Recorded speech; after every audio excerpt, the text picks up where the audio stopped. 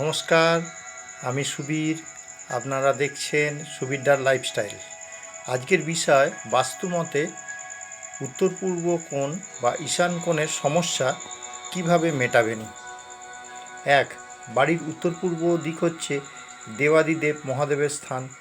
সব সময় ঈশান কোণ পরিষ্কার পরিচ্ছন্ন রাখতে হয় বা রাখবেন।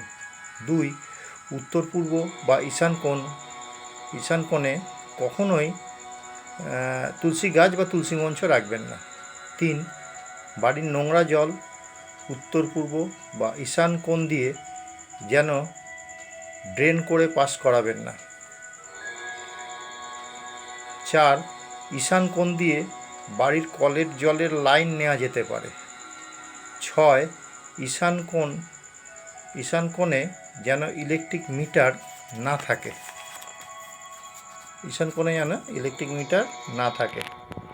সাত, বাড়ির অন্যান্য কোণের তুলনায় ঈশান কোণ একটু ডাউন রাখতে হয় ও সামান্য একটু ঢালু রাখতে হয়, জল যেন না দাঁড়ায়। সাত, উত্তর পূর্ব কোণে একটু জায়গা ছেড়ে বাড়ির প্রবেশদ্বার করা যেতে পারে। আট, উত্তর পূর্ব কোণে জলের জার, জলের বোতল, পানীয় জলের ব্যবস্থা করা যেতে পারে। আট, বাড়ির ছাদে জলের ছোট ট্যাঙ্ক উত্তর পূর্ব দিকে রাখা যেতে পারে, অর্থাৎ হালকা ওজনের জিনিস উত্তর পূর্ব দিকে রাখা যাবে। নয়, উত্তর পূর্ব কোণে করুন ঠাকুরঘর, ঠাকুরের মূর্তি, সিংহাসন ইত্যাদি রাখুন। এইভাবেই উত্তর পূর্ব বা ঈশান কোণের সঠিক ব্যবহার করুন। আশা করি ভিডিওটা আপনাদের ভালো লাগবে।